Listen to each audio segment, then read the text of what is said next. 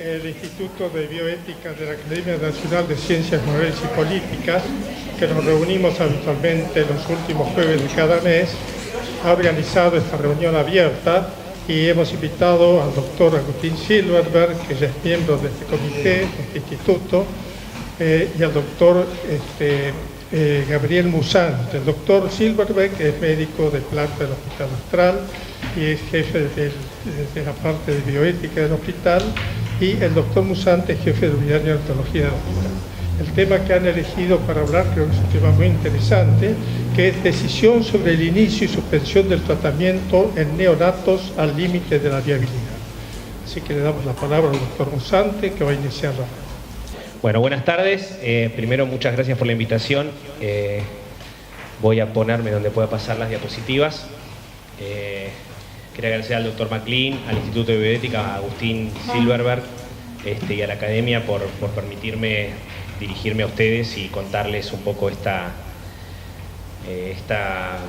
hablar un poco de este tema que es bastante complicado, complejo y que siempre a los neonatólogos nos desvela, nos preocupa. A lo largo del tiempo y aún en la actualidad siempre es un motivo de discusión bastante profundo y encendido, tanto entre nosotros como con diferentes especialistas que nos acompañan, digamos, el manejo de la perinatología, también con las familias, o sea que es algo que genera en general algo de conflicto, a veces más, a veces menos. Tratamos de resolverlo de la mejor forma posible, pero bueno, quiero compartir un poco la parte mía, que arreglamos que sea la primera. Empezar con la parte más tirando hacia la parte asistencial, hacia la parte médica, más allá que toda, yo creo que la parte que hacemos, todo lo que hacemos en medicina tiene un componente de bioética. No soy muy proclive a separar la medicina asistencial de la bioética, sino me parece que van de la mano. Me parece que todo médico es bioeticista, digamos, o debería serlo. Así que, bueno, les voy a contar esto. Entiendo que el auditorio es bastante diverso en su composición, así que bueno, después discutiremos si hace falta algún detalle que haga falta explicar, digamos, desde lo que yo cuento, desde mi especialidad, y agradezco la presencia del doctor Larguía, que realmente me va, por un lado me pone en una responsabilidad, porque realmente es un maestro mío y lo admiro y he aprendido mucho de él, así que el hecho de que él esté acá también me genera una responsabilidad y también es un placer y un honor, ¿no? Así que, bueno,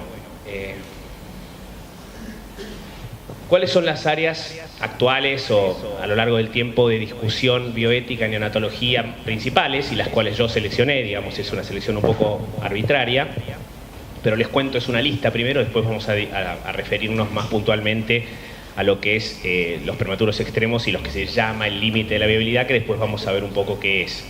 Pero bueno, empezamos como primero en la lista el límite de la viabilidad, aquellos prematuros que nacen con una edad gestacional muy, muy baja, digamos, y los cuales están en el límite de la posibilidad de supervivencia, que es entre las 22 y 24 semanas de edad gestacional. Aquellos recién nacidos o fetos con malformaciones congénitas, tanto en el momento prenatal, porque hoy en día tenemos la posibilidad de realizar cirugía fetal que no está exenta de conflictos o de eventuales dilemas en lo que es la bioética, y en lo postnatal, bueno, aquellos pacientes con malformaciones múltiples o pacientes con trastornos genéticos. Otra de las áreas de discusión es aquellos pacientes con falta de respuesta al tratamiento. Los ejemplos más prevalentes en lo que es la práctica nuestra es la enfermedad pulmonar crónica, la encefalopatía hipóxico-isquémica, la hemorragia intracraneana. Y algo que yo agrego, porque me parece que hoy en día muchas de las discusiones en aquellos profesionales que se dedican a la bioética en neonatología, estamos hablando mucho de lo que es la comunicación con los padres, la comunicación también interdisciplinaria, pero fundamentalmente la comunicación y el efecto de la comunicación en la toma de decisiones con respecto a los pacientes y cómo nos manejamos con los padres. Yendo un poco a la parte, digamos, a aquellos problemas que requieren toma de decisión bioética en neonatología, están los ejemplos de los pacientes. Los prematuros extremos ya los mencionamos, sus problemas son la morbilidad y la edad gestacional. Se discute bastante un poco el manejo, los recién nacidos de término con asfixia severa, aquellos con trastornos genéticos, las malformaciones genéticas múltiples, las aneuploidías, como por ejemplo la trisomía 13, la trisomía 18, la hipoplasia de corazón izquierdo y las cardiopatías congénitas cianóticas complejas, aquellos pacientes con hemorragia intraventricular severa, aquellos pacientes que tienen altos requerimientos tecnológicos como posibilidad de requerir un trasplante o el uso de oxigenación por membrana extracorpórea, y aquellos pacientes, como decíamos antes, con falta de respuesta terapéutica, ejemplo, displasia severa dependiente de respirador, pacientes con intestino corto o sepsis con compromiso multiorgánico severo. Este es el resumen, digamos, de lo que viene a partir de ahora. Este es como el outline de la charla. Vamos a hablar primero del límite de viabilidad como dilema paradigmático. Nos enfocamos dentro de la bioética sobre el límite de la viabilidad, las prácticas prevalentes actuales y su justificación, la aplicación en diferentes contextos, las guías, recomendaciones y marcos de las cuales disponemos o no. Les decía de la comunicación y la toma de decisiones, algunos principios bioéticos que creo que Agustín lo va a tratar en mayor profundidad, el concepto del mejor interés del paciente, la pregunta sobre si existe o si debería existir o si no debiera existir una valoración diferente del recién nacido como paciente, la proporcionalidad terapéutica, su aplicación en neonatología, la limitación del esfuerzo terapéutico es lo mismo, y también un poco del retiro versus no inicio del soporte vital. Estas cosas, las últimas, un poco creo que le voy a dejar bastante más lugar a Agustín. Y empezamos con algunas preguntas. A mí me pasa que cuando planteo dar una conferencia, una charla, no espero responder demasiadas cosas, porque me parece que la mayoría de las cosas sobre las cuales me piden que hable tienen mucha parte de incertidumbre, mucha parte de desconocimiento y mucha parte de plantearse frente a lo que todavía son más generar preguntas que compartir respuestas, digamos. Me parece que las preguntas y la incertidumbre nos hacen pensar más que plantear cosas que ya sabemos o que ya, cuando me planto frente a un auditorio, ya mucha gente ya lo sabe. Pero bueno, las preguntas sobre las cuales creo que va a discurrir un poco esta charla es el límite de la viabilidad, su definición, si es fisiológico, si es biológico, si es ético o si debe ser una política de salud, quién lo debe definir, si es uniforme, si es adaptable, si es individual. Todo esto hablando de lo que dijimos iba a ser el centro de la charla, que es el límite de la viabilidad y los prematuros extremos como dilema paradigmático. Les voy a contar primero cómo es el resumen de la práctica convencional en neonatología hoy, y básicamente hay en estos pacientes que les definía son entre las 22 y 24, 25 semanas, aquellos pacientes más chicos, más pequeños, que son los que pueden sobrevivir en la neonatología actual, se los ha dividido en tres zonas. La zona de pacientes que se los considera no viable, que son los menores de 22 semanas o de 22 semanas o de 23 semanas en algunos lugares. La zona incierta, que es la llamada, digamos, bastante comúnmente, es una denominación bastante difundida de la zona gris, entre las 22 y las 25 semanas, y aquella zona de la prematurdez en la cual uno espera una alta sobrevida, que son aquellos mayores de 25 semanas. Obviamente nos vamos a referir bastante a lo que es la zona incierta, que es lo que nos preocupa, digamos, ¿no? Lo demás está bastante claro. En esta zona gris, una de las cosas que realmente se transforma en un problema o se transforma en algo para discutir es quién lo define y cómo se define, digamos, ¿no? Y hasta hoy, digamos, en la práctica que realizamos hoy en día, la medicina es la que está definiendo estos límites. La medicina, los neonatólogos, no tanto a veces los obstetras o los perinatólogos, pero más los neonatólogos somos los que hemos asumido esa responsabilidad de definir esta zona gris y sus límites. Y la práctica prevalente lo que indica, lo que recomienda, lo que se establece es que en la zona gris los que deciden sobre iniciar tratamiento, continuar tratamiento, realizar o no prácticas de terapéuticas de alta complejidad o de alta invasividad son los padres. ¿Por qué es una zona gris? Y vamos a dividirlo en tres aspectos que son los que la caracterizan, digamos. El primero son las chances bajas de sobrevida. Esto refiere al concepto de futilidad terapéutica, de realmente vale la pena implementar algo si las chances de sobrevida son tan bajas. El segundo aspecto son la posibilidad alta de secuelas en los sobrevivientes, y acá nos referimos al concepto de calidad de vida. Y tercero, el tema del elevado costo de algunas de las prácticas y de los cuidados intensivos neonatales, basándonos en la costo-efectividad. Primero vamos a hablar de la sobrevida o la mortalidad, depende desde donde uno la mire, en esta zona gris de definición, digamos, de los pacientes de esta edad gestacional. La primera complicación es que hay altísima variabilidad en esta medición, en este indicador, entre centros, entre regiones y países. Después vamos a ver un poco algo sobre nuestra región. Pero que también existe, digamos, por lo menos está reportado y existe en la actualidad posibilidad de que el paciente sobreviva a partir de las 22 semanas o 400 gramos por reportes, digamos, bastante difundidos y en varios lugares del mundo. Pero también sabemos que es muy poco probable o casi imposible, con signo de pregunta, por debajo de 22 semanas. Vamos a pasar rápido, digamos, algunos de las elementos de la literatura que nos pueden hacer pensar un poco al respecto de esto. Esto es una publicación de ya varios años, pero que tiene un número bastante importante y es de una red americana que se llama la red Vermont-Oxford y que se dedicó a mirar pacientes entre 1996 y el año 2000 entre 400 y 500 gramos. Lo que yo quiero que ustedes retengan de esta diapositiva, no sé si se ve la flecha, es que, digamos, hay pacientes de 400 a 500 gramos, hay algunos pacientes que no se los reanima o que no se los resucita en sala de partos, que directamente se asume como que no son viables y se los deja, digamos, a una evolución natural. Entonces, básicamente de 4.100 que ellos registraron en esta red, hubo 2.100 que fallecieron en sala de parto. Pueden haber fallecido en sala de parto porque no hayan respondido a las medidas instituidas o mayormente son aquellos pacientes en los cuales no se les implementa una resucitación y se los deja, digamos, liberados a su evolución por considerarlos no viables. O sea que ya más de la mitad están ahí.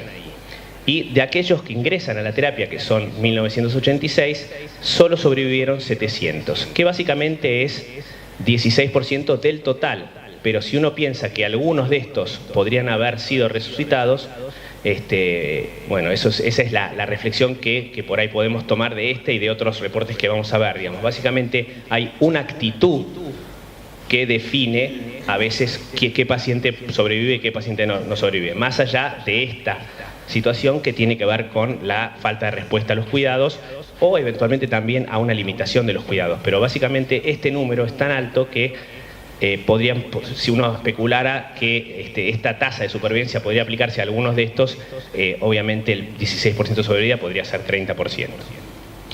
Y que es más o menos la sobrevida que uno empieza a ver en la edad gestacional esta. Esto es, digamos, simplemente indicativo, pero para que veamos que la supervivencia por arriba de 25 semanas de edad gestacional se empieza a acercar entre 80, 90, 95%.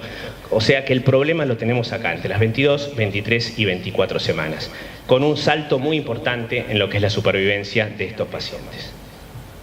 Lo mismo vemos acá, este es un centro en 3 años, o sea que no solamente es que esto se da de manera creciente en la medida que va ascendiendo la edad gestacional y la maduración fetal, sino que también a lo largo de los años, desde los años 80, principios de los 90, hasta este siglo, se vio un aumento en todas las edades gestacionales o en todo el rango de edad gestacional en esta subpoblación de prematuros extremos.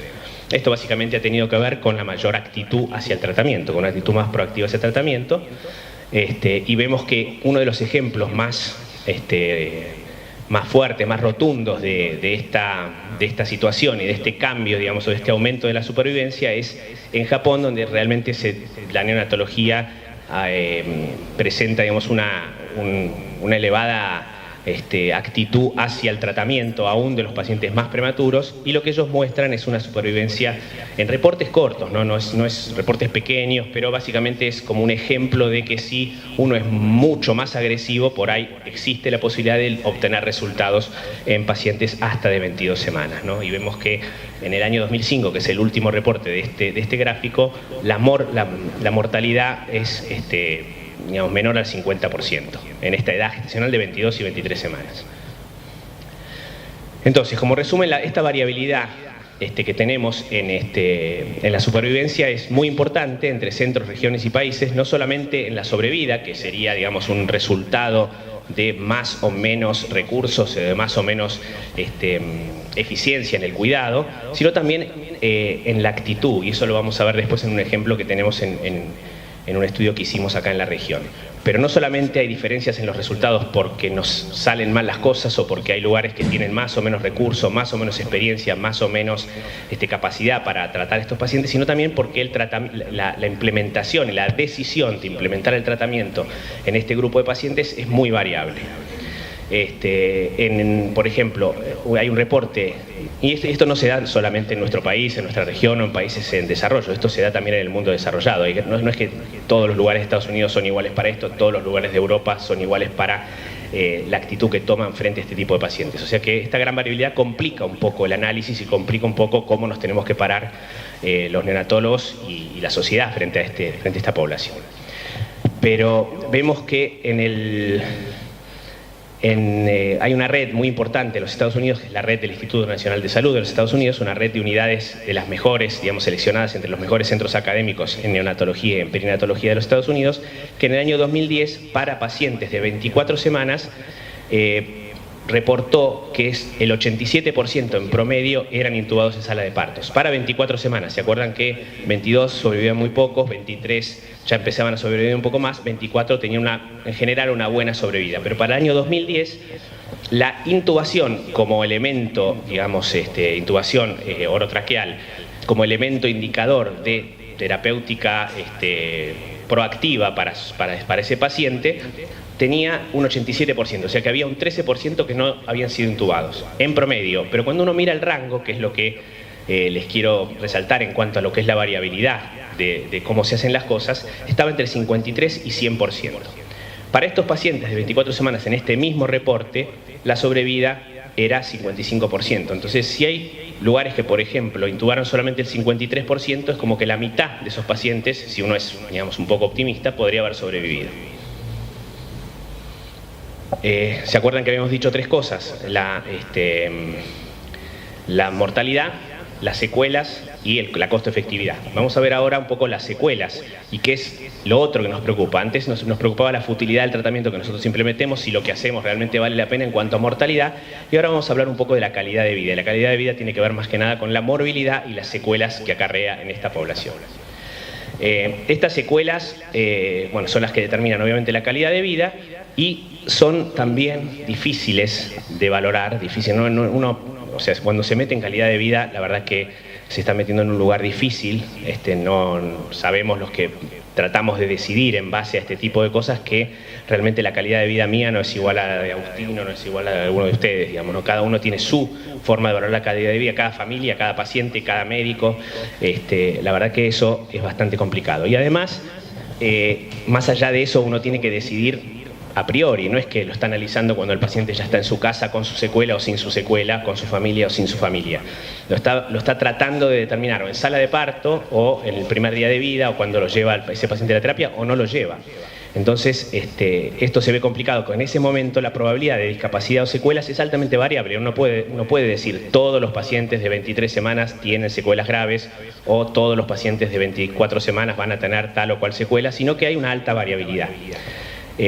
Así que esa es la parte biológica que nos preocupa, y después está la parte que realmente medir la severidad o la importancia de cada una de estas secuelas es bastante subjetivo, digamos, y no podemos arrogarnos que esto es, digamos, blanco o negro. O sea, toda ceguera no vale la pena que hagamos algo, o toda discapacidad menor, moderada o severa es asumida por la gente que está, digamos, o la familia o el mismo paciente de la misma manera. Entonces, esta subjetividad en el paciente, en su familia y en los médicos que están decidiendo también es otra fuente de dificultad al momento de tener que decidir algo.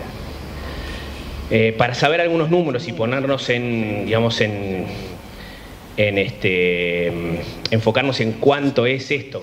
Siempre los números son difíciles porque cada paciente es individual y es su propio número, pero en general caemos siempre en las estadísticas. A mí no me gusta mucho caer en las estadísticas, pero me parece que tenemos que tener un marco donde localizarnos. Y básicamente vemos ahí en esta diapositiva, esto es un resumen que ya tiene bastantes años, pero que no ha cambiado tanto el tema del neurodesarrollo, un resumen del mundo desarrollado. Y vemos que esto es por peso de nacimiento, no por edad gestacional, pero tienen obviamente cierto correlato. Y vemos que la posibilidad de tener discapacidad mayor en los pacientes de menos de 1000 gramos es de 25%. O sea, un cuarto de los pacientes tienen discapacidad mayor Y esto obviamente para los pacientes un poco más grandes es más bajo y para los pacientes prematuros ya más grandes es bastante más bajo, ¿no? Pero vemos que la posibilidad de tener una discapacidad mayor es de 25% con un rango de 8 a 40%. Y acá este gráfico es un clásico, digamos ya, porque es uno de las cohortes más importantes que han estudiado pacientes prematuros. Es un grupo inglés que lleva años, muchos años trabajando con prematuros y publicando diferentes reportes de esta, digamos, siguiendo a lo largo del tiempo a esta edad gestacional, y tienen reportes hasta la edad adulta de estos pacientes. Pero básicamente lo que nos queda a nosotros y donde nos enfocamos cuando tenemos que, a grandes rasgos, pensar en esto, es que el 50% de los pacientes que sobreviven, obviamente hay un número importante que no sobreviven, no tienen discapacidad, el 25% más o menos, un cuarto, tienen discapacidad severa y el otro cuarto tiene algún otro tipo de discapacidad, de moderada a leve. Así que así nos tenemos que manejar y localizarnos frente a esta situación en cuanto a números. Después los números no son lo único, ¿no? Y vemos una cosa que les quiero empezar a mostrar y que vamos a ir viendo que esto es una de las cosas que más nos complican en la evaluación, y vamos a ver un poco por qué. Porque vimos que la supervivencia de 22, 23, 24, 25 y así sucesivamente tiene una curva que asciende rápidamente, ¿no? Y eso nos ha llevado muchas veces a, siendo simplistas, ¿no? Y siempre tratando de resolver las cosas de la forma más fácil posible, que es un vicio que a veces tenemos en la medicina y en otros ámbitos también. Pensar que es paralelo la evolución de cómo es los porcentajes de neurodesarrollo en todas esas poblaciones. Y la verdad que empezamos a ver, y gente de diferentes centros, digamos, que investigaron el tema, empezaron a mostrar que no era tan paralelo y que en los sobrevivientes era bastante más parecida, incluso llegando casi hasta las 27, 28 semanas, lo cual es bastante interesante y como en el momento en que empezaron a aparecer bastante como chocante, ¿no? Pero vemos que acá esto es un gráfico que muestra las medias para los scores, unos scores psicomotores, digamos, en menores de 23, 24 y 25 semanas, y vemos que la distribución de aquellos que están por arriba, de 80, digamos, y de la media, es parecida. Vemos acá el grupo de Chicago trabajó mucho en este tema, y acá muestra también de 27 a 28 semanas. Me interesa que veamos el de abajo, si no es muy complicado. El de abajo es aquellos que tienen mayor de 70 en estos mismos scores de evolución, digamos, de neurodesarrollo en cuanto motor y de psicomotor, en realidad. Y vemos que el porcentaje no es tan distinto en esta cohorte de Chicago, ¿no? O sea que tenemos un porcentaje de 45 para menores de 24, de 60 para 25-26 y un poco más bajo incluso en 27 y 28. Acá vemos lo mismo, el mismo grupo de Chicago, que nos muestra en este gráfico. Vamos a ver esta línea, que es la línea de supervivencia, básicamente entre 22 y 25 semanas, varones a la izquierda y mujeres a la derecha, que tienen mejor sobrevivencia y resultados. Vemos que la supervivencia va de 10% a más de 45% en 25 semanas, y que vemos la sobrevida con ninguna discapacidad va del 20 al 30%. O sea, sube del 10 al 45% la sobrevida, 400%, y la discapacidad, en realidad los pacientes libres de discapacidad suben del 20 al 30% de 22 a 25 semanas. Acá vemos lo mismo, esta es una publicación ya del mismo grupo. Básicamente vemos menos de 24, 25, 26, 27, 28, y las líneas son siempre bastante paralelas en cuanto a discapacidad. Entonces, esto es otro de los aspectos que complica, porque habíamos aprendido a enfocarnos en la sobrevida y asumíamos que era lo mismo para la discapacidad, que era otro de los factores que teníamos que empezar a tener cada vez más en cuenta, porque empezaban a sobrevivir. Entonces, al ver que esto no es paralelo, nos empezó a generar un problema cuando teníamos que tomar decisiones, y empezamos a ver que tomar decisiones no era tan simple. Acá este es un ejemplo cortito de Japón. decíamos que los japoneses tienen esta actitud hacia los pacientes prematuros bastante agresiva en cuanto a tratamiento, y muestran cómo les va, pero 7 pacientes de 22 semanas, bueno, básicamente mostraron que sí, que la mitad tenían neurodesarrollo normal. O sea que simplemente estos son como viñetas o ejemplos de que de alguna forma algunas cosas que creemos que no, o que creíamos hace un tiempo que no eran posibles, son posibles, digamos. Hay que ver un poco más, merece mucho mayor análisis obviamente, porque son siempre reportes de pocos pacientes. Esto es un experimento natural que ocurrió en Suecia y se publicó a posteriori, lo voy a describir cortito.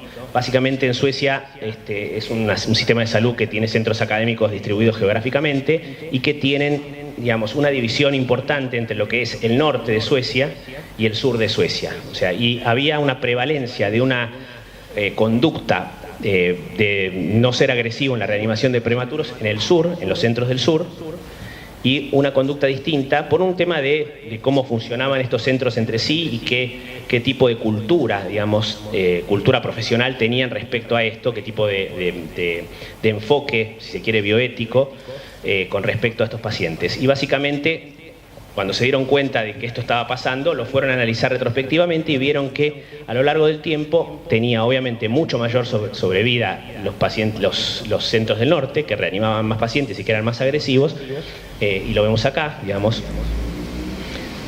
como que 2,5 veces más chance de sobrevivir en 22 a 25 semanas, y también se veía también eso, aunque no tan importante, en pacientes más grandes, básicamente porque los pacientes que no se reanimaban acá en el sur eran estos, ¿no? Y esto tenía un correlato con la morbilidad, o sea que cuando uno trata a los pacientes, no solamente los hace sobrevivir a los que pueden sobrevivir, sino que algunos de los que sobreviven mejor, porque existe eso de la profecía autocumplida, digamos, ¿no? Cuando uno piensa que el paciente no debe ser tratado, el paciente se va a morir, el paciente no tiene chances, a veces deja de hacer cosas casi instintivamente o a veces no tan instintivamente, y eso a veces el paciente sobrevive igual, y eso puede implicar que tenga mayor morbilidad. Bueno, esto es también en Suecia, lo fueron a ver varios años después y vieron lo mismo, que cuando habían cambiado un poco en relación a esto, de la evolución de la medicina y de la neonatología, vieron que teniendo un cuidado perinatal más activo, empezaron a mostrar diferentes resultados. Bueno, habíamos hablado de que existen los números y los porcentajes, pero también cuando uno se para frente a lo que son las secuelas y el neurodesarrollo, tiene que pensarlo también de otra forma, ¿no? Especialmente cuando estamos planteándonos desde el lugar que nos estamos planteando hoy.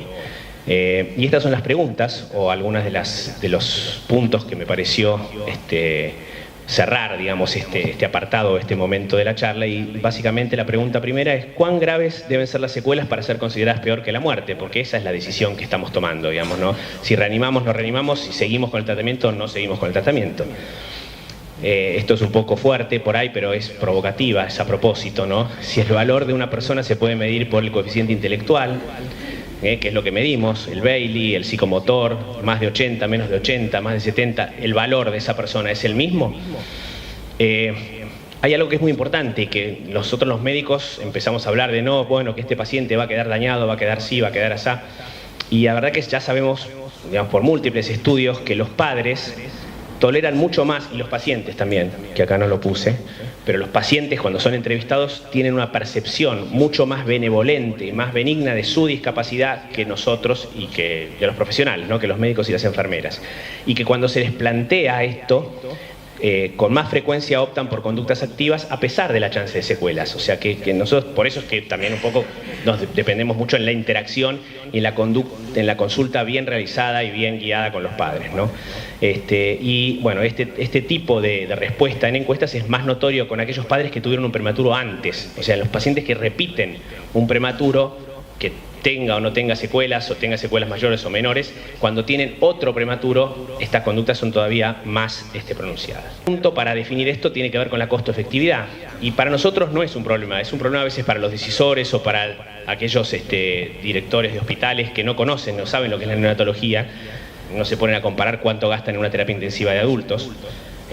Pero bueno, básicamente ya en los 90, para mayores de 1000 gramos, se estudió que la neonatología era altamente costo efectiva, que la comparación de la terapia intensiva neonatal era favorable con muchos otros tratamientos que se aplican en otras poblaciones, que la incidencia de estos pacientes, los pacientes de extremado bajo peso, esa sigla es en inglés pacientes de extremado bajo peso al nacer, que son los menores de 1000 gramos, la incidencia de esta población es bastante baja, porque influye sobre la supervivencia, pero no tanto sobre el costo. O sea, el paciente tiene una etapa crítica muy corta, muchos fallecen, o sea que terminan lamentablemente no gastando tanto, y además, después de la etapa inicial, no gastan tanto.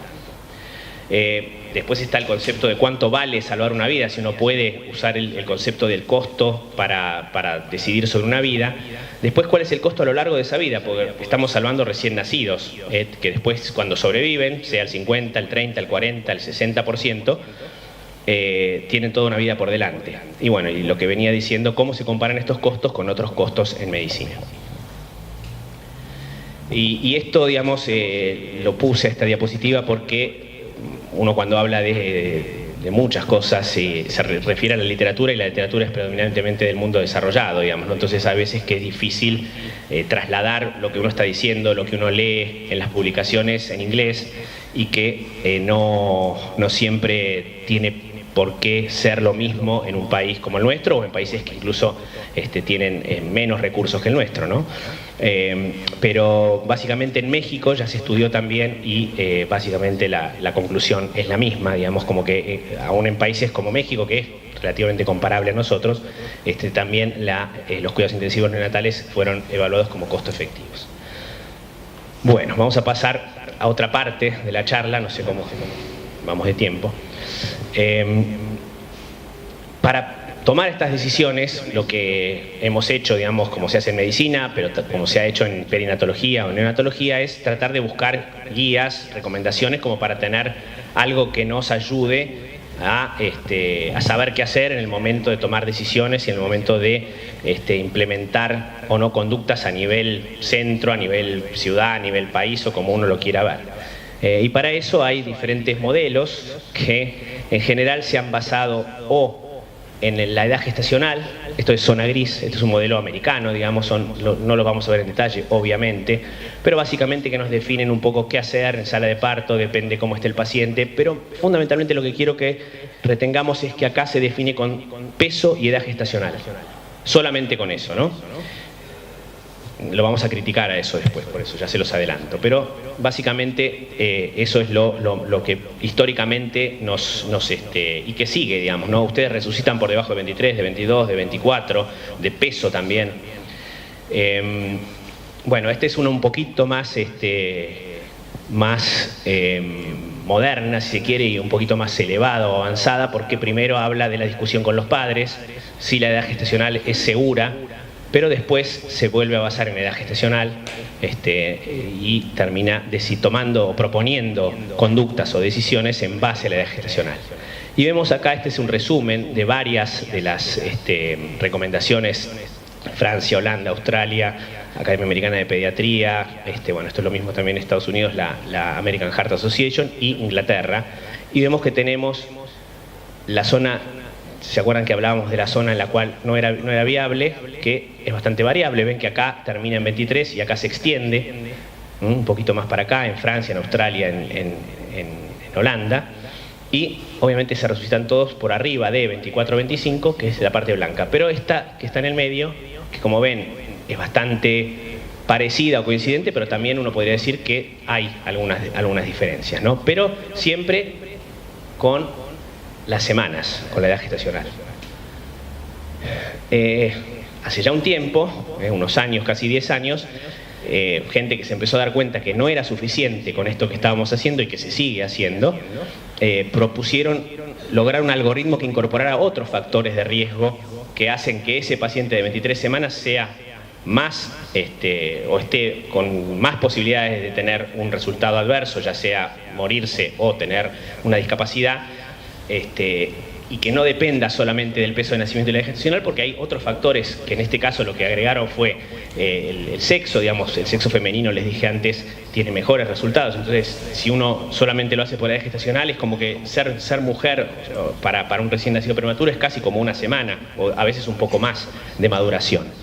si es simple o múltiple, si es un embarazo múltiple o un embarazo único, y se recibió corticoides antenatales, que es una medicación que realmente se usa para promover la maduración y tiene un resultado importantísimo sobre lo que es la supervivencia y sobre la morbilidad de los pacientes. Entonces, esto es una superación de la edad gestacional y se ve así un poco. Uno ingresa a su paciente, 23 semanas, masculino, 550 gramos, y le da todos estos porcentajes. Yo quiero que veamos esta supervivencia. Esto es un dato que está publicado en esta red que les decía antes del Instituto Nacional de Salud de los Estados Unidos y que se basa en los resultados de esas unidades de excelencia.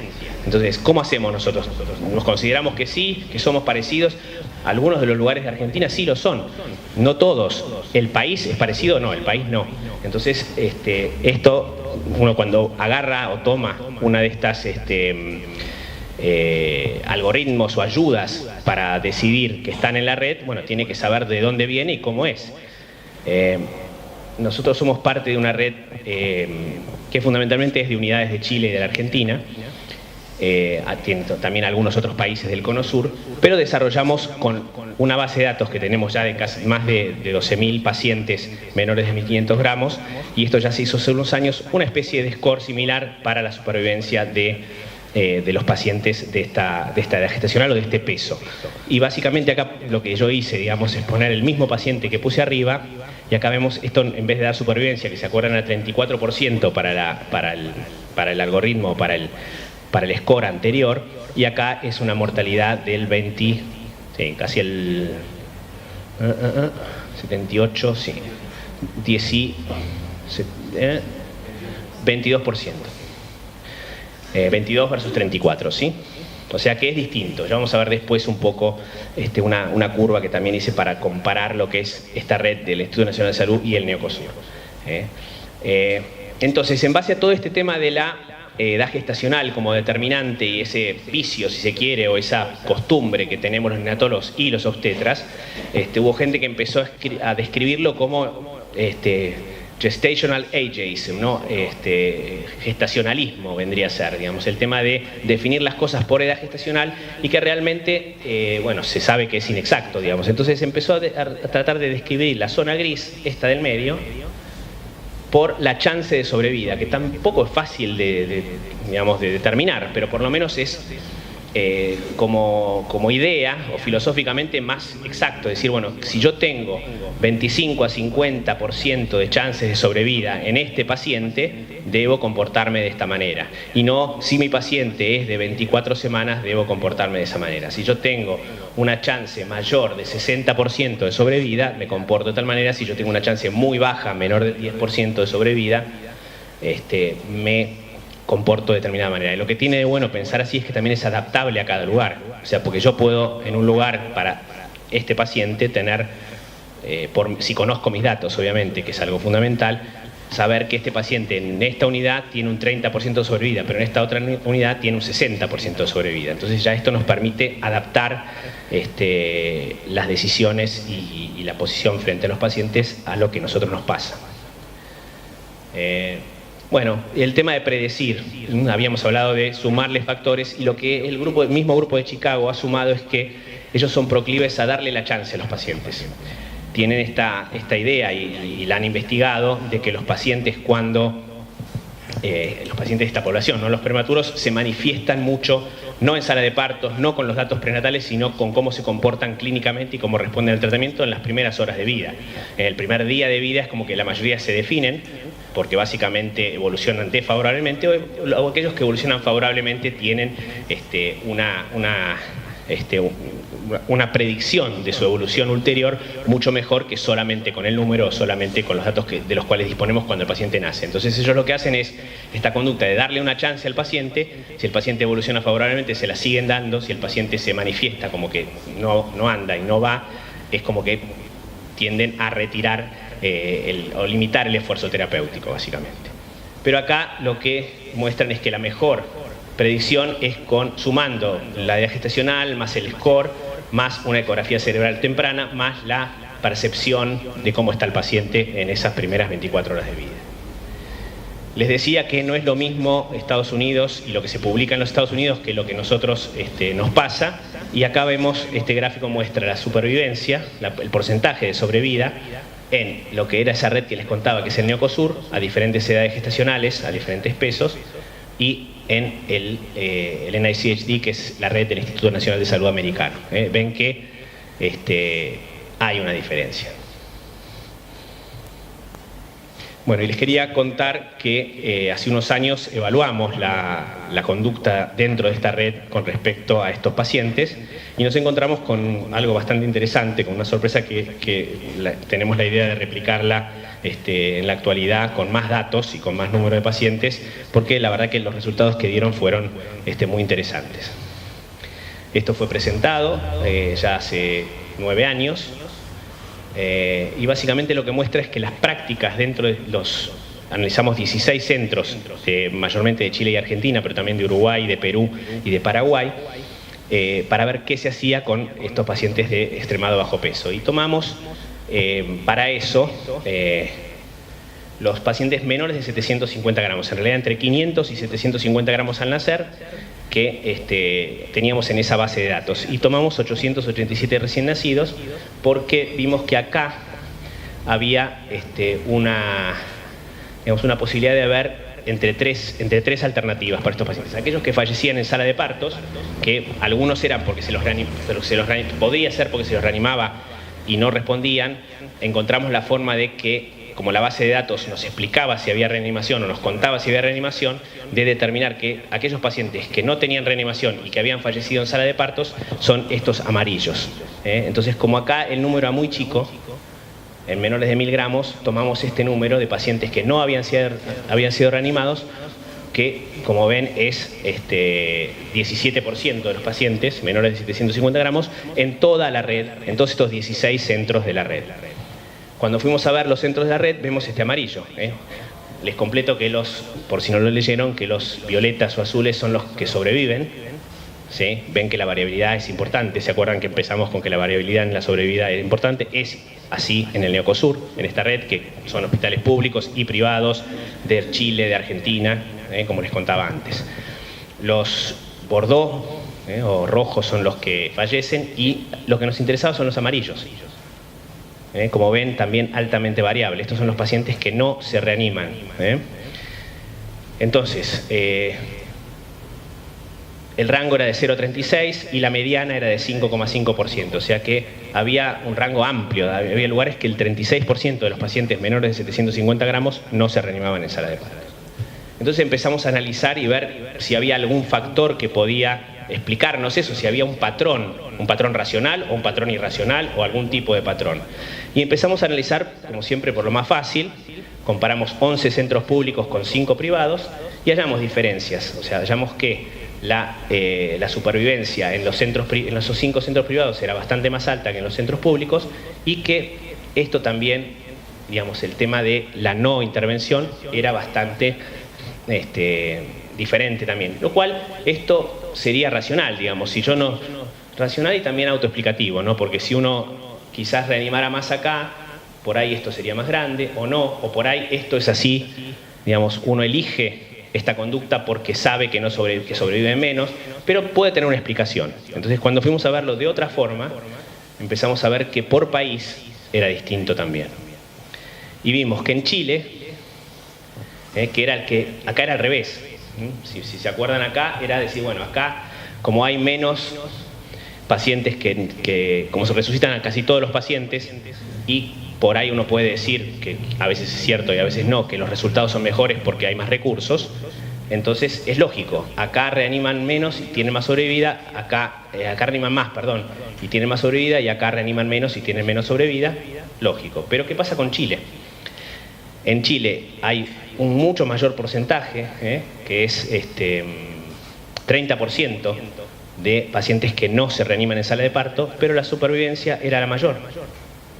La mortalidad en Chile era 63% en esta población, con un 30% de pacientes que no se reanimaban. O sea que fallecían en la unidad muy pocos pacientes. En Argentina esto era bastante más marcado y diferente.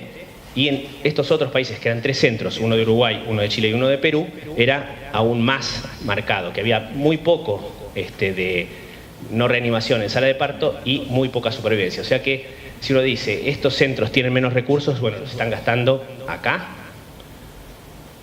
Así que lo que impresionaba era que lo de Chile era más racional, en definitiva. Bueno, las conclusiones ya se las fui contando, pero básicamente encontramos que hay gran variabilidad y que algunas cosas no parecen tan racionales, sino que parecen más determinadas por costumbres locales o por culturas de cada unidad o de cada, en este caso también de cada país. No tenemos en neonatología en Argentina un dato que nos diga cómo mueren los pacientes y cómo muere esta población de pacientes. Sería cuestión de empezar a analizar las bases de datos, que ya las tenemos, o sea que eso se podría hacer. A las bases de datos a veces ayudan, a veces les faltan datos, pero se podría hacer. Pero lo que sí tengo es que, y les quiero mostrar, es que en terapia intensiva pediátrica se hizo hace unos años, la doctora María Altab, el doctor Gustavo Cardini y un grupo de colaboradores en un estudio multicéntrico hicieron este estudio que vio en 16 terapias intensivas pediátricas de la Argentina cómo se morían los pacientes, ¿no? Y lo que yo resalto acá es que, a diferencia de muchos otros países del mundo, hay más de la mitad de los pacientes pediátricos que fallecen en una terapia intensiva se reanimaban. Hoy en día, digamos, no la mayoría, pero quizás sí, la mayoría de los pacientes terminan con limitación del esfuerzo terapéutico o con retiro de soporte. Pero bueno, esto un poco habla de que nuestra cultura, quizás ahora estamos un poco mejor, hay una ley de muerte digna, etcétera, y hay un poco más de discusión a lo largo del tiempo, pero para ese momento, hace unos ya 14 años, todavía esto no estaba tan, o no era tan fácil de implementar culturalmente entre los profesionales y los médicos de la Argentina. Bueno, vamos a pasar a los aspectos bioéticos de este tema. Vamos a ir más rápido, así lo dejo a Agustín. Pero bueno, digamos, una de las principales discusiones, que voy a terminar, digamos, diciendo que no debería ser una discusión, pero siempre se opone la santidad de la vida, el hecho de la vida como valor per se, como valor superior, versus la calidad de vida y lo que tiene que ver la autonomía con respecto a esto. La autonomía es uno de los elementos que, en lo que es tanto la literatura como la práctica en los países anglosajones, se le da mayor importancia y trascendencia, por eso es que se le traslada tanto la decisión a los padres, ¿no? Como representante del hijo, ¿no? del bebé. El concepto de beneficencia, no maleficencia y justicia que deben ser tenidos en cuenta, el concepto de que estos pacientes son incompetentes y la pregunta de quién es el mejor representante, si los padres son siempre el mejor representante, si deben serlo, por ahora pareciera que sí. Que el estándar más prevalente para determinar esto es el mejor interés del paciente, tratando de un poco de juntar todo esto, los principios bioéticos, la santidad de la vida, la calidad de la vida. Entonces, quizás el estándar más prevalente, el que más se menciona o al que más nos referimos, es al mejor interés del paciente, pero que tiene problemas, digamos, a veces no es fácil de determinar ese mejor interés, es difuso, hay conflictos de interés, hay superposición de mejores intereses entre la familia, el chico. Y después para esto también, lo que les decía antes, la comunicación. Para poder implementar esto, para poder comunicar, para poder tomar decisiones, es importante brindar buena información de la mejor manera posible. Y lo pregunto porque se puede dar información sin sesgos. Cuando un neonatólogo se para frente a una familia, puede ser totalmente objetivo y debe ser totalmente objetivo. Yo no lo sé, pero me veo enfrentado a ese dilema muchas veces, digamos. Y después, el final, digamos, sería el tema de que esto es clave, un poco volviendo a lo que les decía de la escuela de Chicago, de este centro de Chicago que publica al respecto y que ha generado, digamos, una idea prevalente, aceptada o menos aceptada en otros ámbitos, pero en base a igualar o limitar el esfuerzo terapéutico al no inicio de tratamiento, ellos le dan la chance al paciente y después pueden retirar, porque asumen que éticamente y moralmente es lo mismo, y vamos a ver un poco de eso más adelante. A mí me gusta esto, tiene bastantes años, pero me parece que resume bastante la forma que nos paramos y me parece que es un buen ejemplo en cuanto a la toma de decisiones. Y esos 5 puntos que los voy a leer porque me parece que están muy bien. Básicamente empezamos con que nadie es infalible y libre de sesgos o conflictos de interés, que el estándar que debemos seguir debe estar centrado en el mejor interés del paciente, que hay que respetar los principios del consentimiento informado con rigor, que hay que estimular el aporte y la discusión multidisciplinaria y aceptar los grises y la incertidumbre. Digamos, en esto no existen absolutos, no es blanco, negro y gris, ¿no? Puede haber más de una buena decisión y cualquier decisión, por tratar o no tratar, puede ser aceptada mientras sea centrada en el paciente, basada en el mejor interés, responsablemente pensada y cumpliendo con los lineamientos del consentimiento informado. O sea que así nos guiamos, así es como tratamos de decidir de la manera más sabia posible, en forma interdisciplinaria y conjunto a los padres. Me apuro, ¿no? Porque tengo un trabajo que hicimos hace poco sobre el tema del mejor interés del paciente. Decíamos que las decisiones en salud deben reflejar el mejor interés del paciente, pero el mejor interés es subjetivo, debe tratar de maximizar el beneficio, minimizar el daño, y debe terminar eligiendo la acción en la cual la relación beneficio-daño es más favorable. Este artículo lo publicamos a principios de este año, el fines del año pasado, y es una encuesta en la cual participaron investigadores de diferentes países, y básicamente planteábamos viñetas de 8 pacientes distintos de diferentes edades que estaban todos en una situación similar, digamos, ¿no? Eran incompetentes, no podían responder si querían tal o cual cosa y necesitaban de intervención agresiva para eventualmente sobrevivir. Todos necesitaban intubación y reanimación inmediata, tienen potenciales secuelas neurológicas y son incompetentes para expresar sus preferencias.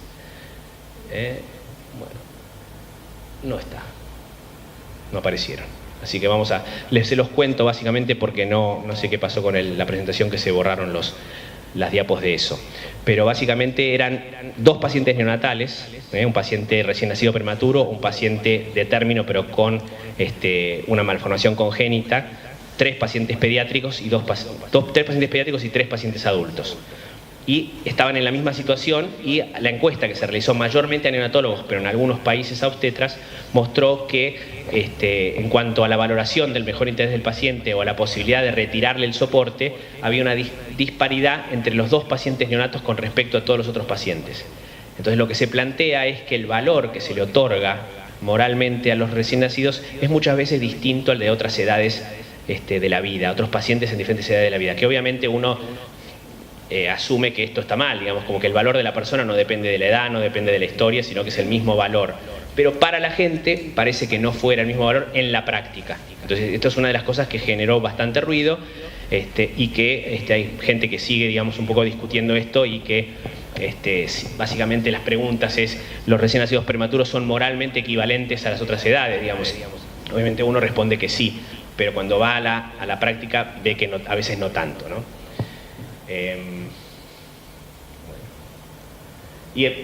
Se expresa un poco en esto, digamos, ¿no? Estos son varios títulos. A nadie le gustan los prematuros, el valor relativo de las vidas de los pacientes, el mejor interés no se aplica para las decisiones de resucitación neonatal, bueno, etcétera, ¿no? Bueno, esto yo lo planteo como un poco frenar un poco y plantearnos ideas, propuestas, qué debemos hacer con respecto a esto, digamos, ¿no? Primero, investigar cuál es la fuente de la variabilidad. Realmente tenemos que tender a ser uniformes, tenemos que tratar de ser uniformes, son los recursos, es la educación, es el entrenamiento, es la cultura. En esta población hay mucho de actitud también, más allá de los recursos, de la capacidad, de las posibilidades de tener buenos resultados. Hay muchos lugares, digamos, en los cuales hay falta de guías o recomendaciones locales y se tienen que basar en guías de otros países, en conductas que vienen de países desarrollados, y esto complica un poco las cosas. Deben ser el Ministerio de Salud, deben ser las sociedades científicas, y fundamentalmente debemos tener datos para esto, digamos, ¿no? Porque si no tenemos datos, que es uno de los problemas endémicos de nuestro país, que va mejorando, digamos, con el correr de los años, pero que todavía no tenemos tantos datos como debiéramos tener y disponibles en el momento y en el lugar que los necesitamos, ¿no? En Argentina esto se discutió. En el Ministerio de Salud yo participé, digamos, de un comité asesor desde el año 2009 que se venía discutiendo, y básicamente había prioridades en neonatología. Lógicamente, quizás en nuestro país la toma de decisiones en pacientes de 22 a 25 semanas, si uno lo analiza en cuanto a prioridades, quizás no era la primera prioridad, y había prioridades como la regionalización, la mejora del registro de datos, la presencia de la necesidad de más enfermeras, más educación, etc. Y básicamente esto está reflejado en una de las propuestas que se realizó hace muchos años, digamos, a nivel global, que básicamente era de cómo escalar el cuidado neonatal en países en vías de desarrollo, que algunos países tuvieron experiencias bastante exitosas, como por ejemplo Chile, que dedicó mucho recurso y mucha mucha organización y mucha sistematización del cuidado a lo que son las terapias intensivas neonatales y la regionalización, y logró tener una mejora sustancial de sus resultados. Y básicamente lo que también quería decirles es que en Argentina, por lo menos con el correr de los años, ya se publicó una recomendación para el manejo del embarazo y el recién nacido en los límites de la viabilidad, que fue realizado por el doctor Ernesto Alda, y hay varios colaboradores, pero que era algo que venía faltando y que hace 3 años ya tenemos esto disponible, y es de gran ayuda. Como vimos antes, no termina de resolver el problema. La verdad que no es, o sea, si pensamos que una guía nos va a resolver todo este dilema y todo este problema que tenemos, es como que, la verdad que no, pero es mucho mejor que no tenerlo. Es mucho mejor tener un dato local y algo escrito con pensamiento local que antes, que no teníamos nada como esto, digamos, ¿no? Había algunas cosas locales, de centros, etcétera, ¿no? Pero esto, la verdad que fue importante, y fue hecho por el Ministerio de Salud, por la Dirección Nacional de Maternidad e Infancia. Bueno, les decía el tema ¿cómo nos paramos nosotros? O sea, ¿una guía nos ayuda? Bueno, hay gente que empieza a criticar un poco las guías, a criticar un poco el simplismo de las guías, y básicamente empezamos a ver que la evidencia disponible y el conocimiento disponible para tal o cual paciente para tomar estas decisiones, la verdad que es siempre incierta. Entonces, una de las cosas que tenemos que asumir es que estamos decidiendo en una situación de incertidumbre, y eso debe ser parte de la forma que nos paramos frente a unos padres cuando tenemos que darles un consejo o una asesoría prenatal. Y esto está bastante, se resalta bastante en la literatura, y hay mucha gente que está escribiendo sobre esto. Una de ellas es la doctora Annie Jambier, que es una prolífica autora que está muy metida en este tema junto con varios otros colegas. Pasó que en Canadá, que es de donde es la doctora Annie Jambier, se publicó hace ya 5 años esta guía. Es un position statement, una declaración, digamos, de la Sociedad Canadiense de Pediatría, y hubo un comentario bastante pesado de Keith Barrington, que es el jefe y marido de Annie Jambier, más 37 firmas internacionales, básicamente cuestionando que lo que estaba haciendo la Sociedad Canadiense de Pediatría era proponer reglas simples para decisiones complicadas, que no tenía fundamentación bioética, que estaba usando la edad gestacional como parámetro fundamental en el año 2012, que ya era como bastante cuestionado, y que tenía un insuficiente e inapropiado uso del concepto de calidad de vida. O sea que acá tenemos una guía y una crítica muy fuerte, un poco llevando al concepto de que esto tiene que ser individualizado, digamos, ¿no? Y es un poco cerrando casi el tema de las consultas y el tema de cómo nos paramos frente a todo esto teórico que tenemos que decir, los números de los resultados, y cuando nos paramos frente a una toma de decisión tenemos que decidir junto a los padres, como les decía antes. O sea, ni nosotros tenemos el derecho de decidir por ellos, ni, según mi opinión, digamos, si esto puede ser, digamos, que alguien no esté de acuerdo, tampoco podemos tirarle toda la decisión a los padres porque no están preparados y no saben. O sea que para mí tiene que ser una cosa compartida, y es lo que tratamos de hacer, ¿no? Pero obviamente los padres son parte de esto, y la forma de hacerlo empieza a ser un poco cada vez más personalizada, individualizada, no solamente al paciente y su situación médica, a su situación en cuanto a factores de riesgo, edad gestacional, si está más o menos enfermo, si viene más o menos enfermo el embarazo, etcétera, etcétera, sino también a la visión, a los valores que expresan esos padres, a la forma que tienen de pararse frente a la situación, etcétera, etcétera. Pero bueno, consulta antenatal personalizada, enfocada en la relación, no en la información, respetando la autonomía, un poco eso. Y la pregunta final es: ¿cuán pequeño es demasiado pequeño, no? Empezamos desde los años 70 al 2012, fuimos pasando de si 1500 era demasiado pequeño, después si 1000 era demasiado pequeño, después si 800 era demasiado pequeño, si 500 era demasiado pequeño. O sea que si nos quedábamos en 1500 no iba a progresar la neonatología y muchos pacientes no estarían entre nosotros viviendo, ¿no?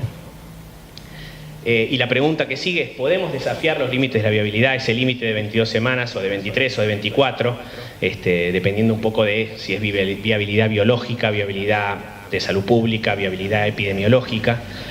¿Cuáles son los límites? Y la pregunta es: ¿dónde? ¿Cómo desafiarlos? ¿En base a qué conductas, digamos, ya sea en actitud, o hay que remediar un poco las deficiencias en lo que es el sistema de salud? Depende para cada lugar. ¿Y quiénes son los responsables de hacerlo? Es la última pregunta. ¿Hasta qué punto debemos aceptar los límites de la viabilidad epidemiológica? Esa es otra pregunta importante, ¿no? Porque si vamos a un lugar y nos dicen, no, acá más de 27 semanas no reanimamos, o menos de 27 o de 28 no reanimamos porque no sobreviven. ¿Eso lo debemos aceptar? ¿Debemos resignarnos? ¿O debemos tratar de cambiarlo, digamos, ¿no? ¿Y quién lo debe hacer? Así que surge esa pregunta, ¿no? Y después esto que mucho tiempo pensamos que era ciencia ficción, empezamos a ver que esto es nuevo, muy nuevo, se publicó en abril de este año y se presentó en San Francisco hace un mes. Y es un grupo de cirujanos, no son tan neonatólogos, que pusieron una ovejita o varias ovejitas en una especie de útero artificial, con su placenta artificial, con su oxigenador. Acá está la ovejita que la muestran, que la pusieron a los 107 días de edad gestacional, 107 días de evolución de embarazo, y acá está la oveja que creció, que salió la lanita, casi 30 días más tarde, 28 días más tarde de que empezó. Yo creo que esto va a ser muy difícil, pero a varios que decíamos cuando nos planteaban esto que era ciencia ficción, bueno, nos sorprendió la evolución de algunas cosas que se pueden hacer, no necesariamente se deban hacer y no necesariamente se puedan realizar en cuanto a cómo se investiga esto en humanos, ¿no? A mí me genera muchísimas dudas, pero bueno, está. Bueno, esto lo vamos a pasar. ¿Esto te lo dejo para vos?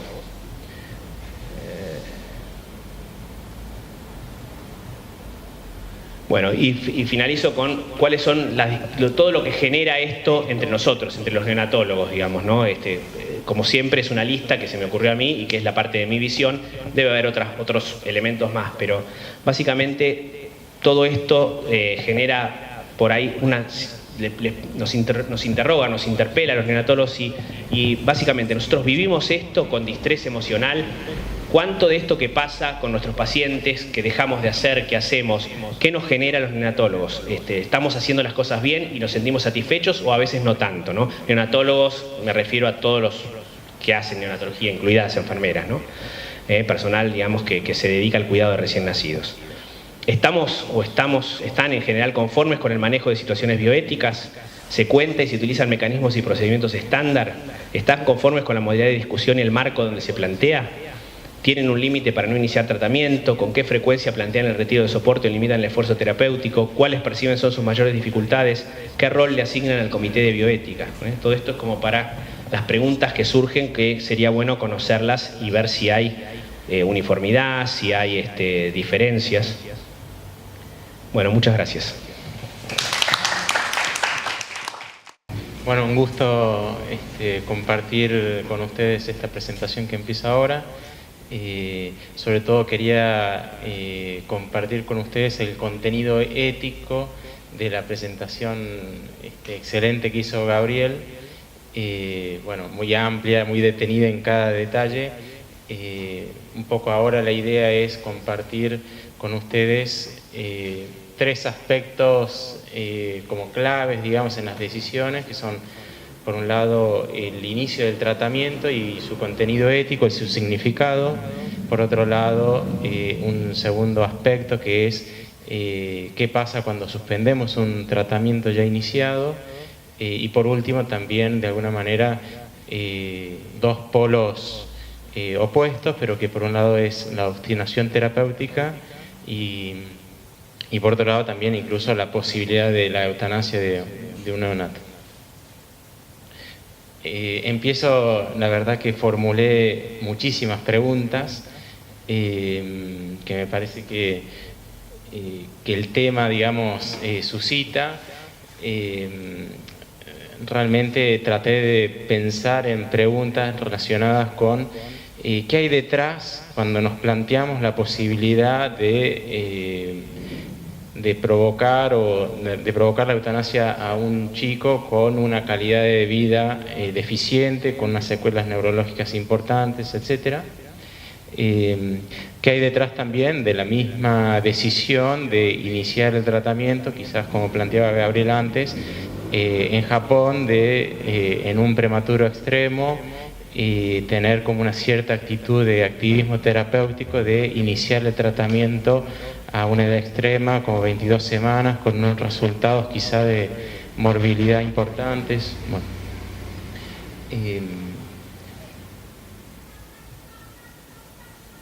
y después también, ¿cuál es el contenido cuando decimos, bueno, iniciamos un tratamiento, hemos de iniciarlo siempre que pensamos en la vida de una persona? Eso es suficiente razón para decir, lo saco adelante, lo voy a sacar adelante. ¿Hasta qué punto, ya salía recién incluso en los comentarios, hasta qué punto el rol de la calidad de vida tiene un papel más allá de la supervivencia posible o el porcentaje de supervivencia que tenga el recién nacido? Si de alguna manera la calidad de vida que presenta el niño guía mi decisión de tratamiento, si es la calidad de vida que veo que tiene ahora, o estoy pensando en qué calidad de vida va a tener este recién nacido con el tiempo. Me parece que el contenido ético o la toma de decisiones éticas en estos temas fundamentalmente hace a un concepto que es la proporcionalidad de tratamiento. Siempre me gusta pensar en estos dos polos opuestos, en estos dos extremos. Uno es la obstinación terapéutica, de alguna manera probar sin un límite, y el otro extremo contrario es, bueno, porque tiene una calidad de vida deficiente, porque pensamos que va a tener una vida de sufrimiento, porque lo vemos, bueno, aplicar la eutanasia. Entre esos dos polos opuestos está justo medio, está la proporcionalidad terapéutica, que en realidad es el ámbito en donde está la respuesta ética al problema, digamos. Un ámbito que es complicado porque hay una gran zona de incertidumbre, entonces esa proporcionalidad terapéutica de alguna manera se expande y se expande un poquito hacia acercarse a la eutanasia, y se expande también un poco hacia la obstinación terapéutica. Después trataré de profundizar en esto. Bueno, y después el contenido ético de la decisión difícil de suspender un tratamiento que ya está iniciado, ¿no? La ilicitud de tal decisión, ¿no? Como decía, fundamentalmente voy a hacer referencia a tres aspectos. Uno, el primero, la eutanasia; después la decisión de iniciar el tratamiento, la decisión de negar el inicio del tratamiento, y de alguna manera también la suspensión. Empiezo con la eutanasia en su contenido ético. Por ahí propongo un concepto. La verdad que gran parte de este concepto que está ahí lo saco de Juan Pablo II. Él define la eutanasia de alguna manera de esta manera. Me gusta como concepto realmente porque me parece que es para todo el mundo, porque describe no desde la fe, no desde unas creencias religiosas, no desde la visión de alguien que cree en Dios, sino simplemente dice el contenido intencional de quien elige terminar con la vida de alguien, ¿no?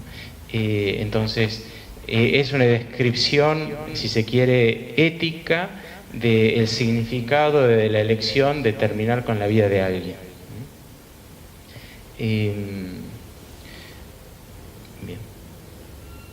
Entonces, el debate sobre la eutanasia, también me remito a lo que decía Gabriel antes. Por un lado, me parece que se centra fundamentalmente en el concepto y en la unión entre lo que puede ser santidad de la vida o sacralidad de la vida, y por otro lado calidad de vida. Hasta qué punto pueden estar juntos para tomar una decisión.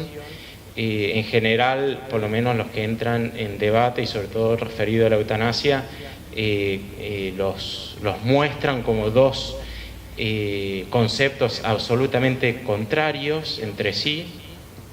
Quien está a favor de la sacralidad de la vida tiene una postura religiosa respecto a una persona, y eso hace que tenga un cierto vitalismo que finalmente lleve a que hay que hacer absolutamente todo de modo que un niño no muera nunca, de alguna manera.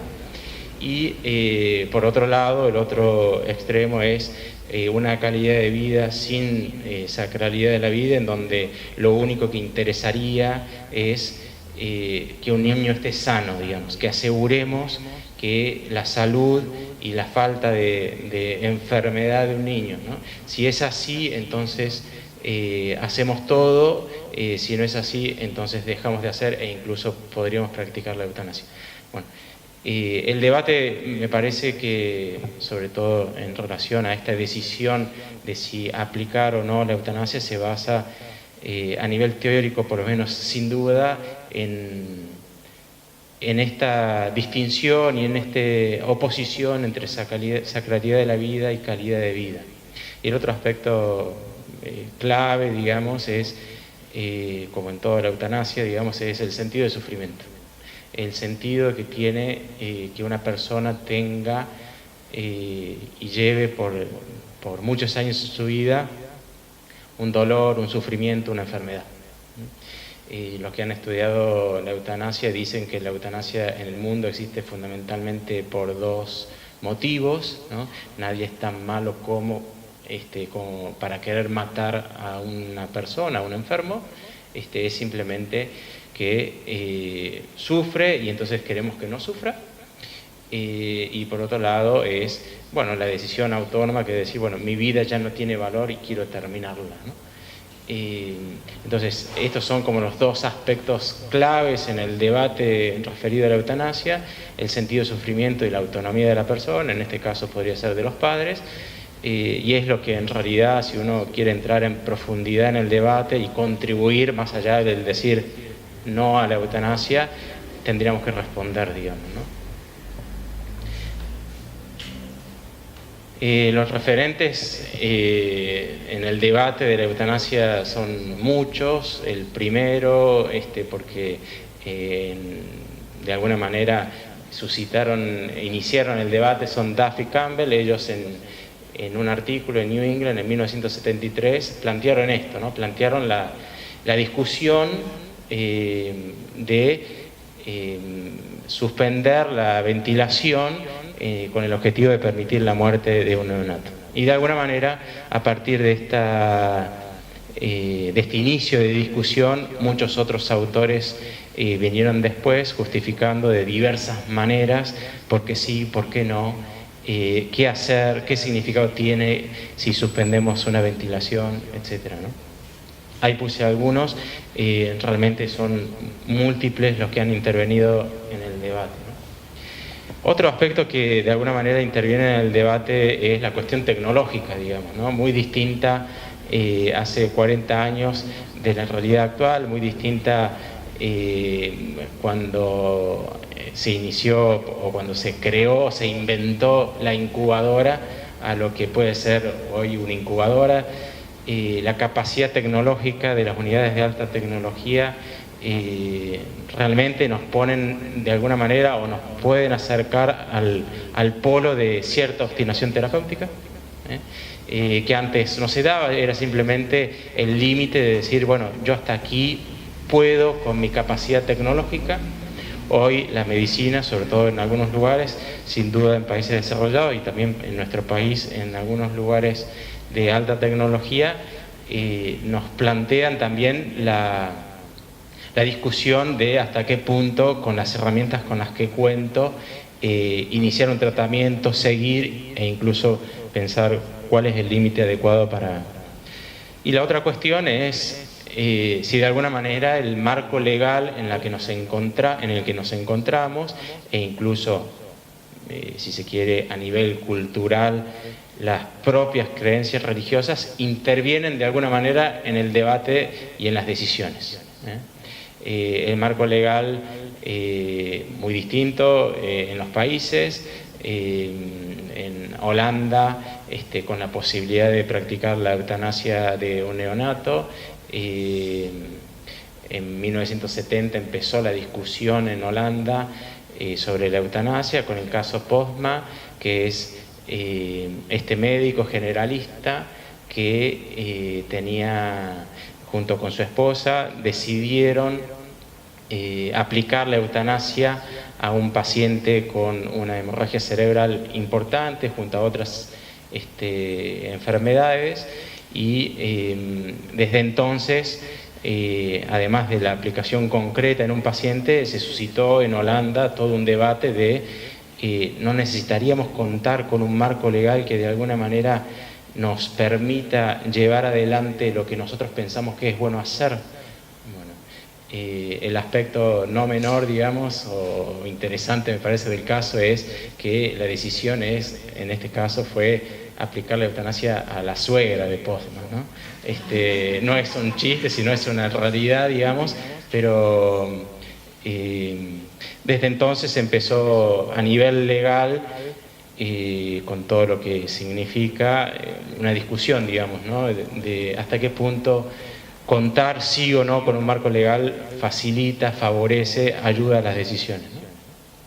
Y por otro lado, también de alguna manera antes anticipaba, las creencias religiosas se intervienen en este debate, digamos, ¿no? Es decir, si yo soy ateo, entonces hago determinadas cosas, en cambio si soy un ferviente católico, protestante o judío, en cambio hago otras. Bueno, la posición, por lo menos en la literatura bastante clara, de quién se deja llevar por las creencias religiosas o quién tiene creencias religiosas de alguna manera podría estar dando lugar a un vitalismo, ¿no? Una posición que critico mucho. Hay un autor alemán, es un hombre sabio, a quien tuve la suerte de conocer, Robert Spemann. Él dice una cosa que me parece muy interesante y muy sabio, ¿no? Sin preguntar a ninguno de ustedes, todos ustedes están de acuerdo conmigo de que la obstinación terapéutica es un mal que debemos evitar. No, la prolongación de la agonía de un enfermo es algo que no queremos. Y tampoco queremos, esto ya podría ser más materia de discusión, la terminación activa de la vida de alguien, ¿no? Neonato o anciano, por el valor en sí mismo de una persona sana, enferma, recién nacido o anciano. La postura o la sabiduría de este hombre, de Spemann, dice, por ahí de la eutanasia no tengo tanto problema, dice, de la obstinación terapéutica, porque estoy en contra y tengo mis motivos, más allá de mis creencias religiosas, de la obstinación terapéutica quiero hacer mucho hincapié, dice, ¿no? Porque en realidad si nosotros damos lugar a la obstinación terapéutica, en el fondo estamos dando lugar a mayor eutanasia, ¿no?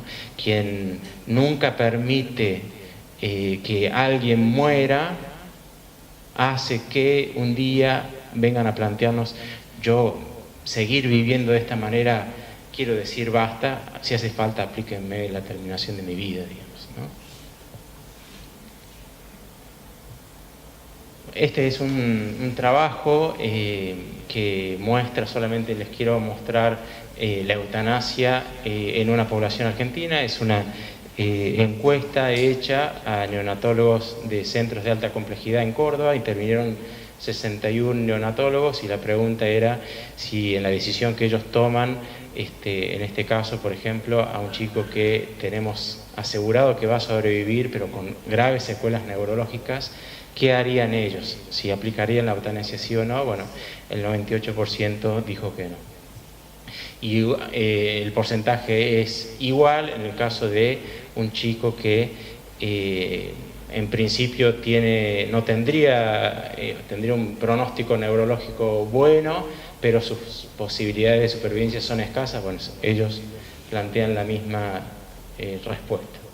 En una población bastante más amplia, que es 315 neonatólogos de Buenos Aires, Capital Federal y Provincia de Buenos Aires, centros o unidades neonatales de alta complejidad. La pregunta es la misma, los casos son los mismos y el porcentaje se amplía un poquito más a ese 2% que mostraba antes. La decisión estaría alrededor de 3 o 5% dependiendo del caso planteado. De modo que, bueno, antes no hemos hablado de la eutanasia, digamos, en la discusión o en la exposición de Gabriel, pero esta es una realidad, digamos, no es solo una realidad en Holanda, quizá como país paradigmático en cuanto a la eutanasia, sino también de alguna manera aquí en un porcentaje como muy pequeño, pero también es una discusión que está abierta de alguna manera. En la investigación de por qué en esta población de 315 neonatólogos ellos deciden la eutanasia, fundamentalmente hay dos motivos que tienen asociación estadística. Uno es, en primer lugar, es la calidad de vida. Entonces, la calidad de vida futura que va a tener este chico hace que ellos decidan, ese porcentaje muy pequeño de neonatólogos, decidan aplicar la eutanasia. Ellos lo ponen como la guía de mi decisión está en la calidad de vida. Y por otro lado, el segundo aspecto es la carga que puede significar para la familia un hijo con una secuela neurológica grave, ¿no? Estos son, en el estudio hecho, los dos motivos o los dos fundamentos por los cuales el porcentaje pequeño que practica la eutanasia, ¿por qué lo hacen? En la decisión de rechazar la eutanasia, en cambio, por un lado, las creencias religiosas de los neonatólogos no tienen una asociación significativa, o sea, quien rechaza la eutanasia lo hace por un motivo distinto, al menos estadísticamente, a sus creencias religiosas.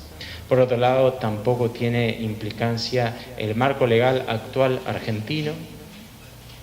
Y en cambio, sí lo que en la decisión del rechazo de la eutanasia, lo que es realmente significativo es, por parte del neonatólogo, un sentido trascendente de la vida.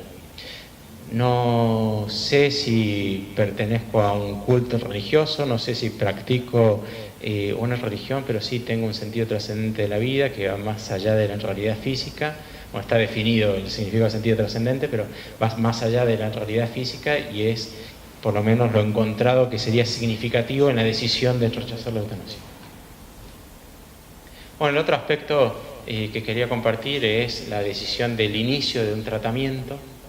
En la decisión del inicio de tratamiento, bueno, hay muchos aspectos implicados, muchos significados de decir a un recién nacido, incluso con posibilidades graves de secuelas neurológicas. Bueno, ¿qué estoy diciendo cuando digo te voy a dar tratamiento? Lo que estoy diciendo, y me gusta pensarlo así, de alguna manera, esta filósofa alemana, Arendt, dice algo que a mí por lo menos me encanta. Ella dice, quien viene al mundo, quien nace, tiene algo para decir.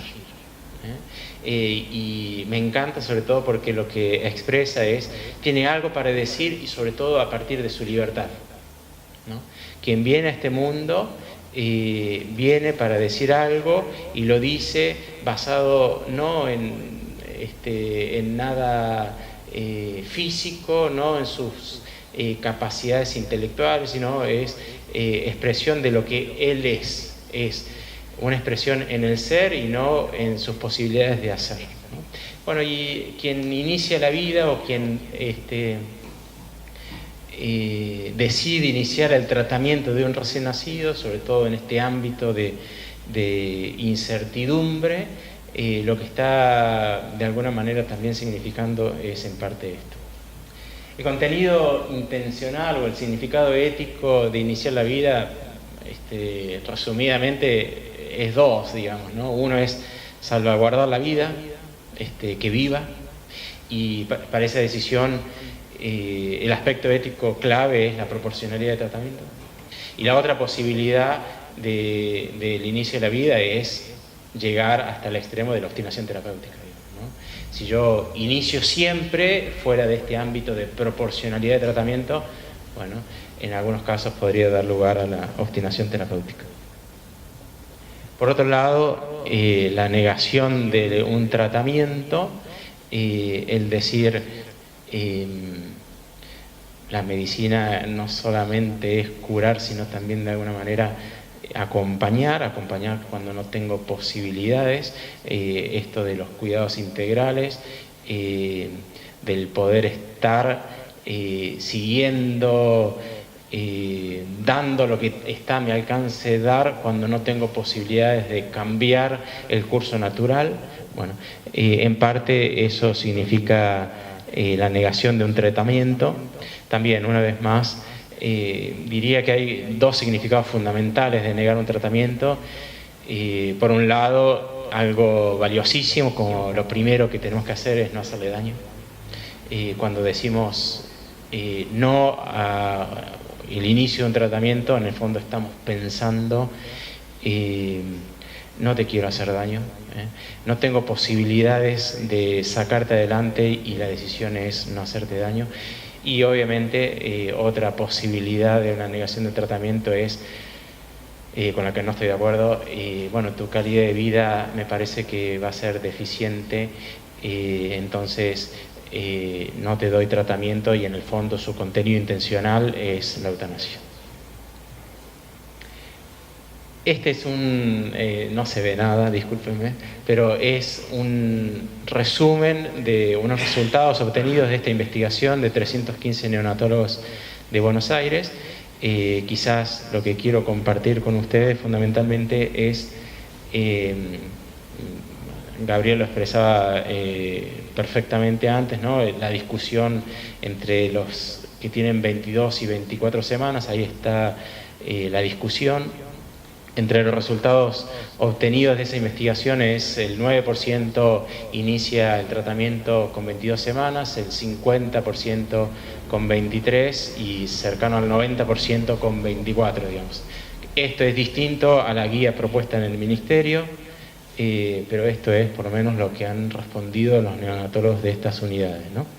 Y una vez más, como en la investigación de Córdoba, nada más que en una población bastante más amplia, la variable más importante en la decisión es el sentido trascendente de la vida, digamos. ¿Por qué inician el tratamiento?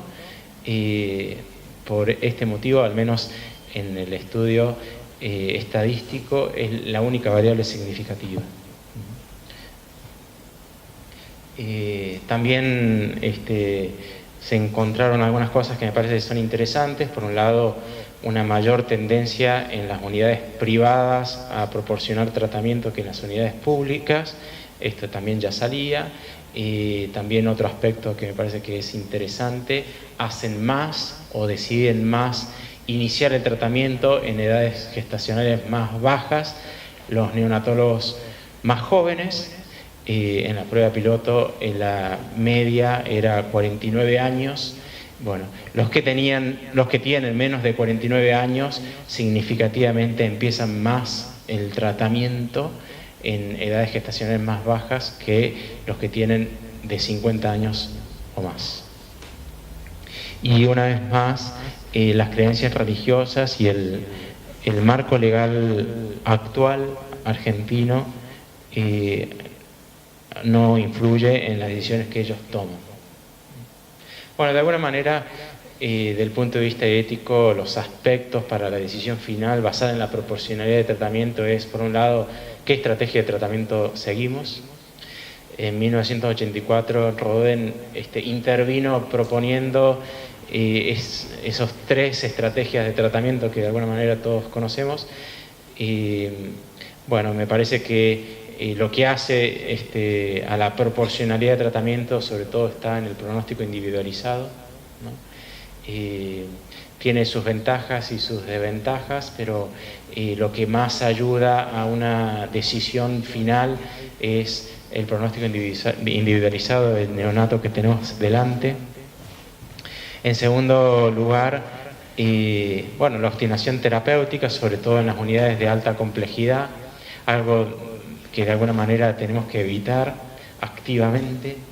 Y bueno, evitar también significa igualmente cierta insistencia terapéutica, digamos. Y por último, en tercer lugar, perdón, no por último, el inicio y la suspensión del tratamiento. Bueno, hasta emocionalmente es distinto iniciar un tratamiento dando la posibilidad de que suspender un tratamiento al que se sigue la muerte del neonato, ¿no? Un cuarto aspecto es el no hacer. Hay una autora, Somerville, que dice el arte de no hacer nada, ¿no? Un arte que es difícil, que es realmente difícil, y hay que ver hasta qué punto estamos preparados desde todo punto de vista para llevarlo adelante, digamos, ¿no? Pero es otro componente que interviene en esta decisión final de proporcionalidad de tratamiento, ¿no?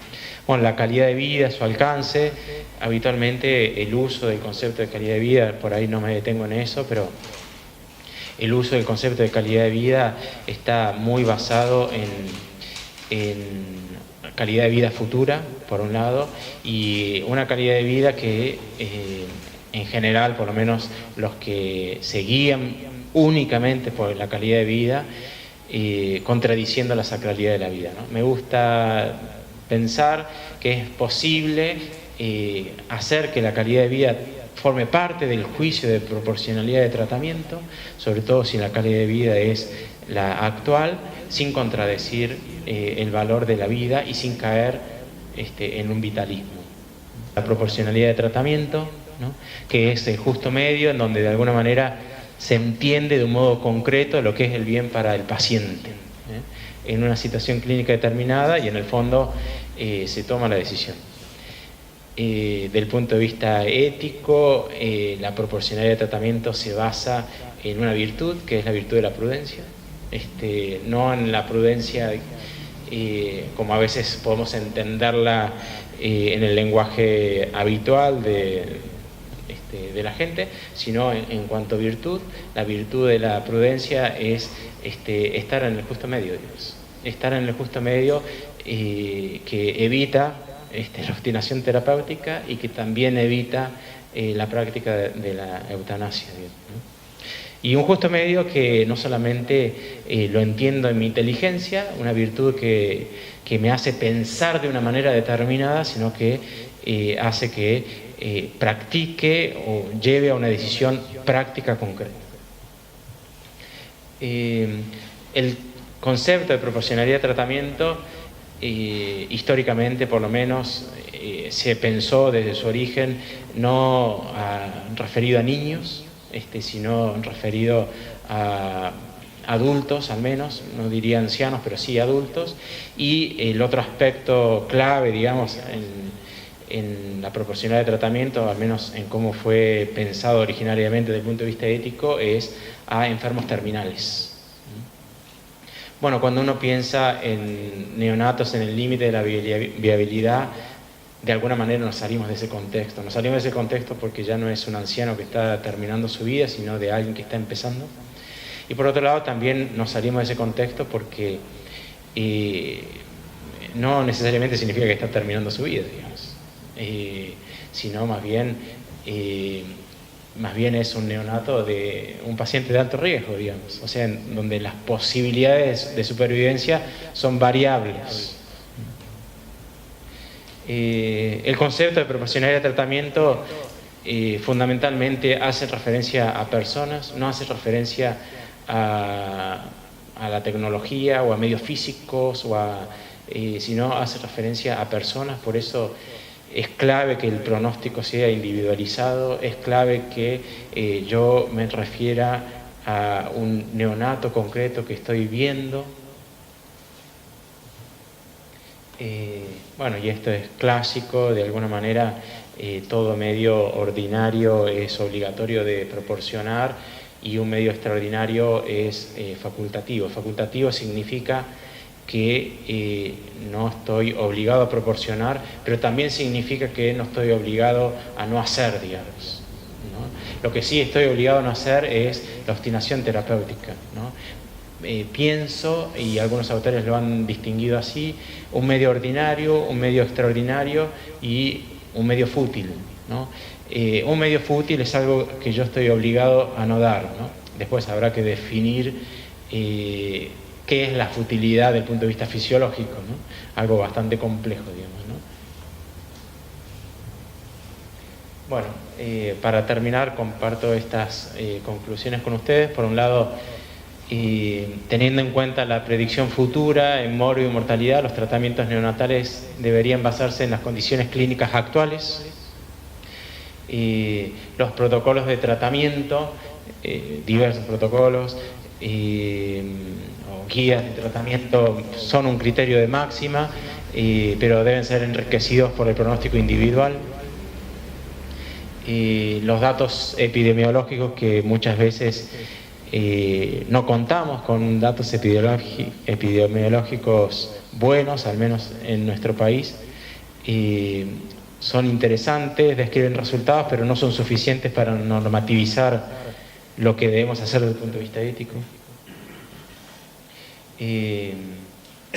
Para retirar lícitamente un tratamiento es necesario comprobar que ya no produce beneficios clínicos al enfermo, con también la posibilidad de caer en cierta obstinación terapéutica, y ante la incerteza vital, al menos en el plano ético, la regla general de iniciar el tratamiento a todos los neonatos con el fin de salvaguardar sus vidas, salvo que se demuestre la futilidad de una determinada terapia, ¿no? En síntesis, en neonatos con vitalidad incierta conviene darles tratamiento según sus condiciones clínicas actuales, aplicando una cierta insistencia terapéutica y reevaluando continuamente el estado del niño para no caer en el extremo de la obstinación terapéutica. Muy bien, nada más. Muchas gracias.